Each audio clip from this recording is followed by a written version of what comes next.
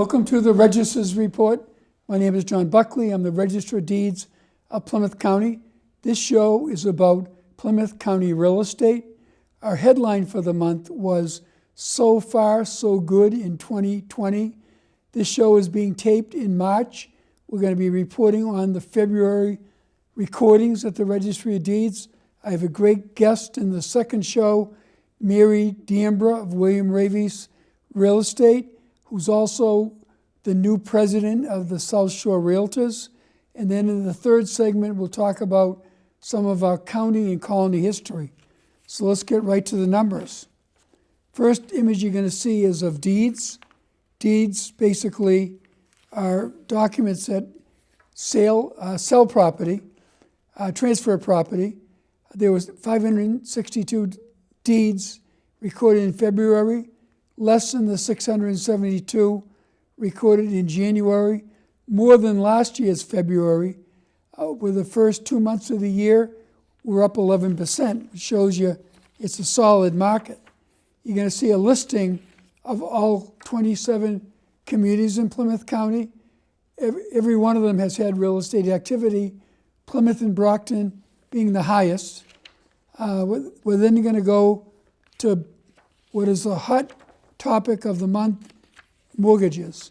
A mortgage is when someone takes out a loan to purchase property for the most part, but also it's a mortgage that can refinance, get you a different rate for your current mortgage. And there's a big boom in mortgages these days because the rates are so low that a lot of people that already had mortgages are refinancing.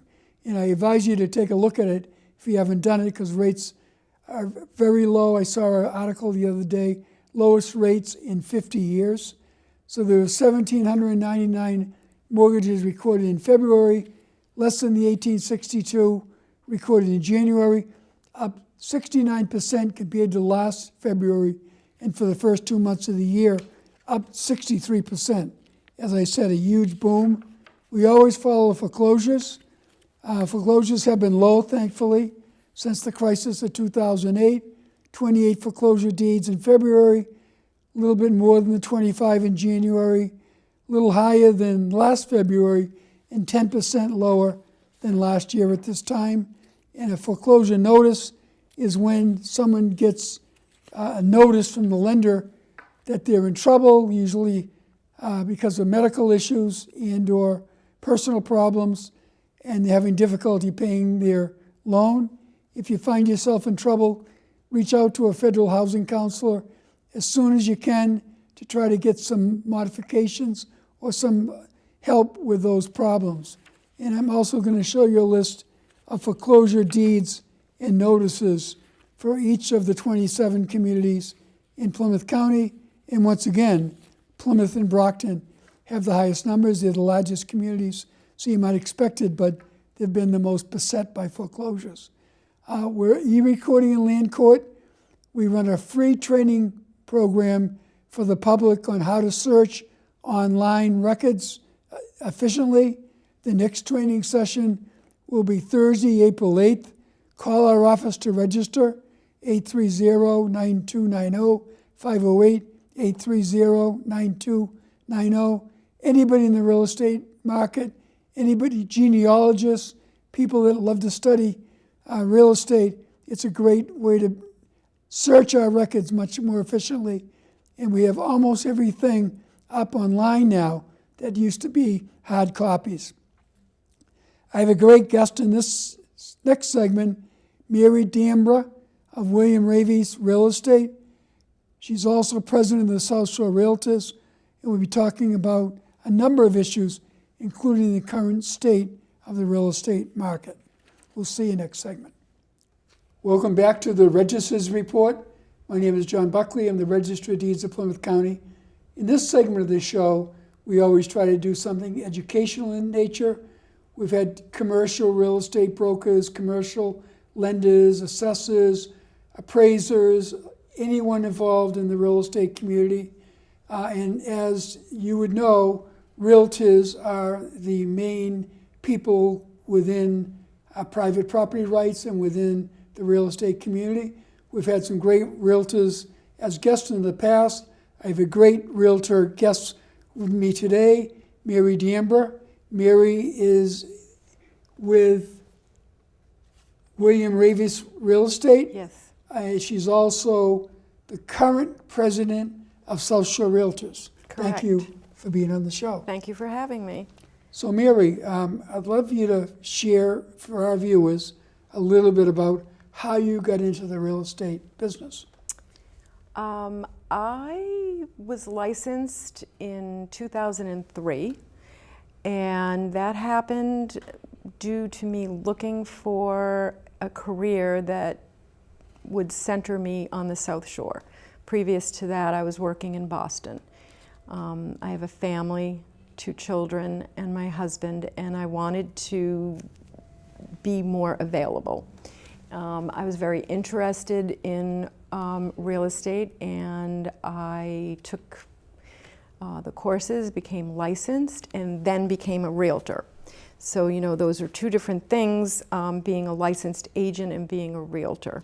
So can you explain for the public, because we really like to promote that idea quite a bit because it's very serious. So we as realtors, one of the main differences, we are all licensed agents, but then we go on to subscribe to a code of ethics, which distinguishes us, and we also are part of the organization National Association of Realtors, Mass Association of Realtors, and then our local, which in my case is South Shore Realtors, which promotes private property rights and advocates for home ownership and supports ourselves as an industry. So before we get too much into that, let's go back to your paying job. That's my paying job. William Ravis. William Ravis is a family-owned company. So the Ravises live in Connecticut, and I work out of the Norwell office.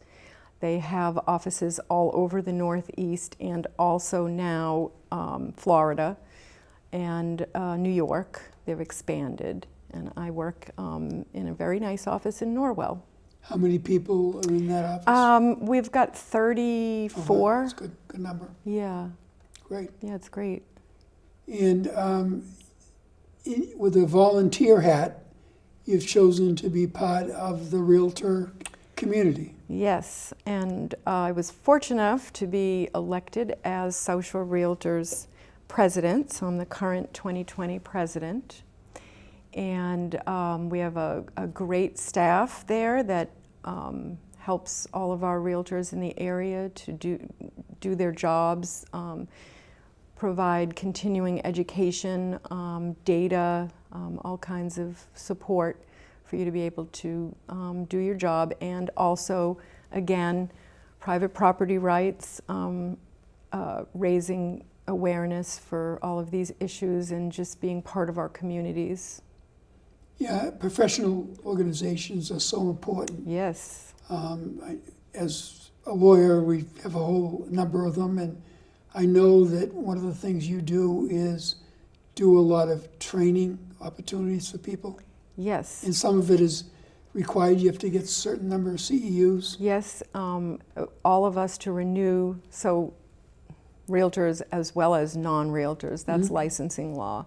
You have to take continuing ed in order to renew your license. You need 12 credits. But our association provides those opportunities for us, which is nice. Now, my understanding is you're the second largest realtor organization other than Greater Boston in Massachusetts? There are 13 associations in Massachusetts. Greater Boston is the largest, and then South Shore Realtors. And we recently expanded by merger into the Fall River area. So we merged with the former Greater Fall River Association of Realtors.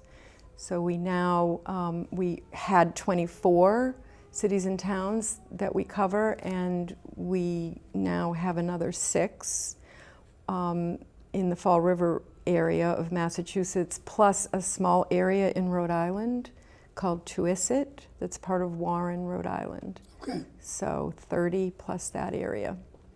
So you pretty much, we're going to talk a little bit later about Plymouth Colony. Plymouth Colony went all the way out to Tiverton, Rhode Island. Right. So your territory goes up almost to that, or maybe beyond that direction, huh? Yes. Tiverton, yeah. So you're obviously a well-known organization. And how many members did you say you had? I'm going to guesstimate right now, because with this merger, 3,400. Yeah, that's great. And growing. Great. So let's go back to your current main job. How did you see 2019 go, in your opinion, for real estate? I know a lot of people have put it in the rearview mirror. Yeah, it was a great year. Lots of business, lots of difficulties with low inventory, which has continued into 2020. So tough for a first-time home buyer coming into the market. They've got to compete for that, one, sometimes, or two properties that are in their range. So that was a challenge for all of us. So the lack of inventory is what you're talking Huge about. challenge, Right, yeah. right. And that hasn't changed so far. So even into the new year, 3 months Yeah, into the new we're year. still struggling with that. Yeah. So more inventory would be great. Prices in our territory are up. Unit sales up in our original area of our 24 cities and towns stayed the same in the Fall River area. So I've seen some reports that people are holding on to their properties longer. Any reason why that would have changed? Do you mean? Homeowners are staying in their current properties longer? I think that, as far as I can see, the only reason I know of for that is because they don't have somewhere to go. Yeah. So things get clogged up when the inventory is low. People who are thinking of selling, they're uncomfortable putting their house on the market and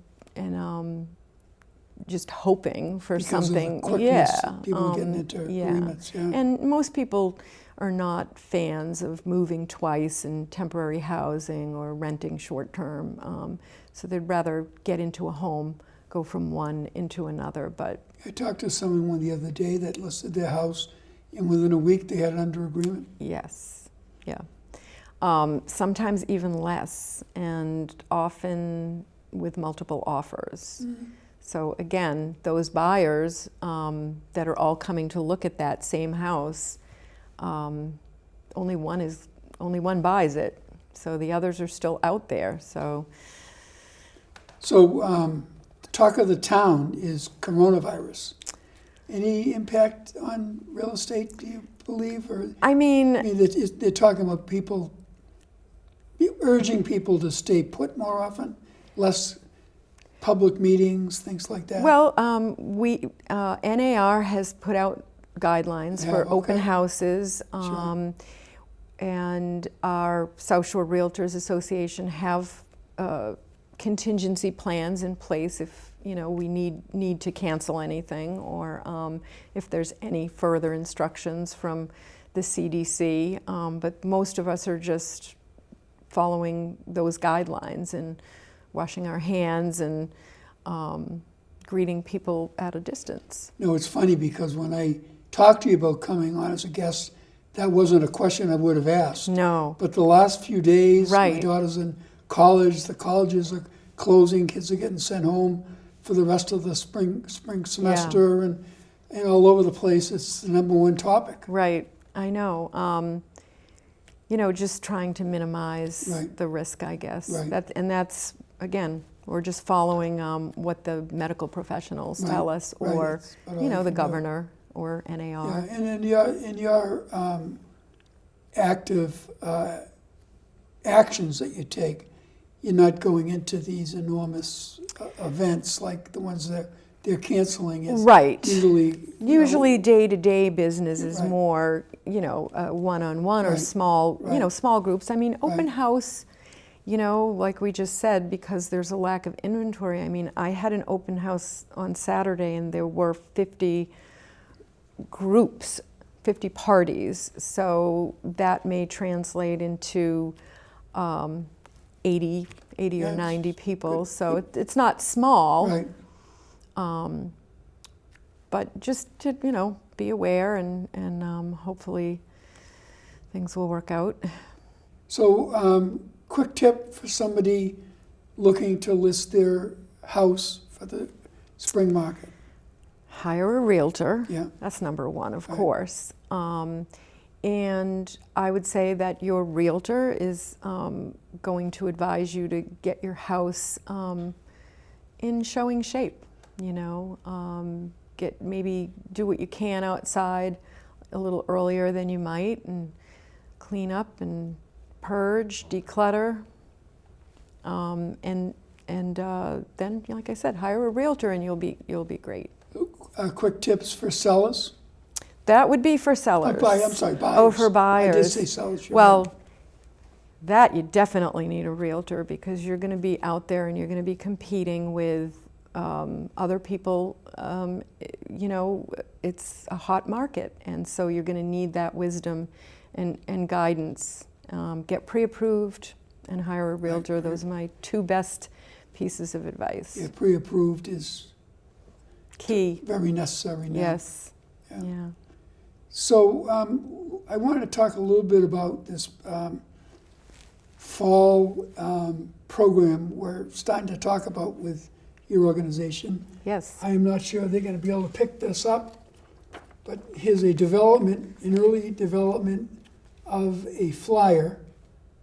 And for our viewers, I know you've heard this from me before, but in 1623, the Plymouth colonists decided that they would start assigning land for private property ownership to get people to be more productive on their land. And that is deemed by many across the country as the development of private property ownership. And you mentioned a little bit at the early stages that your organization promotes private property ownership for a variety of reasons, including the ability to build equity and stability. Yep. Any Support support the whole, the Right. community as a whole. It's better for everybody. Right. Yeah. So I know that we've taken some early steps to look to do this, and we've talked to Pilgrim Hall, the Museum of the Colonists, the Museum of the Pilgrims, and we've talked to Plymouth 400, which is the organization running this 400th anniversary celebration. They're all excited about that component of what had transpired during that era, and looking forward to it. The details need to be worked out. Right, but we're excited about it. It's fascinating history, and it's our territory where all of this happens. So yeah, we're excited to work with you. So last 3 minutes, I know you had some data that you wanted to share with viewers. Some of it we already talked about, but it's basically just that for January of 2020, the closed sales in our original 24 towns price increased, median sale price increased 6.7%. And closed sales of all properties, meaning units, increased 8.8%. But inventory down from last January to this January, 34.9%. Wow, that's significant. Yeah. Yeah, and especially, like I said, considering that, weather was not a factor, And then in our new region, with the 6 towns, closed sales remained the same. Median price increased 11.5% and inventory down 39%. So we need more inventory to get these people into homes, To keep the flow. to keep the moving. flow. Right. Yeah. It all Well, I trickles hope up. that somebody viewing this takes heart in what Yeah. you've said, and Yes. if they're ready to upsize in certain or downsize. Either way, we can help them. Right. Yeah. That's great. So can you take a moment to share your contact information? First with your, Okay, so at William Main job. Ravis, Yes. we're in Norwell, and the phone number there is 617-659-6650. We're at Assinippie Corner, so the edge of Hanover and Norwell on Route 53. And then for our association, which is in Pembroke, the phone number is 781-826-5139. And we have our website, southshorerealtors.com, which is, there's all kinds of information on there for both realtors and the public can search through there and get educated. so if we've caught the attention of a realtor viewer, how do they join your organization? They would, most likely, best way would be to call the association, and one of the staff will get them an application and get them going. Any last comments on the close of the winter and the moving on to the close of spring? the winter. We should see crocuses pretty soon. I'm really excited to see crocuses and the sun. Right. Yeah. Right. Waiting for those mornings to get brighter. Yeah, I think Yeah. people think more about movement. Oh, during the absolutely. spring. Yeah, you can go outside without a coat. Right. It's going to be Right. great. Great, thank you. Thank you for having me. And welcome back to the Register's Report. Again, my name is John Buckley. I'm the Register of Deeds of Plymouth County. I want to thank Mary Damber for the great job she did describing the current real estate market, as well as things about her organization, South Shore Realtors, that are very important. It's very important for us to have professionals working in the real estate community, and they certainly are a great organization. In this segment of the show, we always do something lighter in nature. We talk about the holidays for the month. Daylight savings time began May 8th. It was International Women's Day. The 17th of the month is St. Patrick's Day, and I have some notable land records related to that. Spring begins the 19th. World Water Day, the 25th. Vietnam War Veterans Day, the 29th. So let's get to one of our notable land records. We're going to show you an image of one of our notable land records. Honey Fitz, President Kennedy's grandfather, lived as a summer home in Hull. He obviously was Boston-based because he was the first American-born Irish Catholic mayor of Boston. But Honey Fitz bought a summer home on Nantasket Ave in Hull in 1915. He was long involved in politics, elected to the Boston Common Council in 1891, member of the Mass Senate, elected to Congress, serving from 1895 to 1901, and again became the mayor of Boston. He served as mayor from 1906 to 1907. He was defeated for re-election. Then he returned to office from 1910 to 1914. His daughter, Rose Elizabeth Fitzgerald, married Joseph Fitzgerald Kennedy in October of 14, and he was the grandfather of John Fitzgerald Kennedy, the 35th President of the United States. People of Hull are very proud and point out when you travel through Hull, Honey Fitz's house. Next, you're going to see an image of another famous Irish American, John L. Sullivan. John L. Sullivan, known as the Roxbury, but from his Roxbury bringing up, became known as the Boston Strong Boy. He was the first modern heavyweight boxing champion of the world, holding the title from February 1882 to September 7th, 1892. He was born to Irish immigrants' parents in Roxbury, and he's notable for holding titles under both sets of rules for boxing, the Marquess of Queensberry rules and the bare knuckle London prize ring rules. His 75-round fight with Jake Kilrain would be the last significant bare knuckle bout in boxing. He won between 35 and 38 fights. His only loss came at the hands of gentleman Jim Corbett in 1892.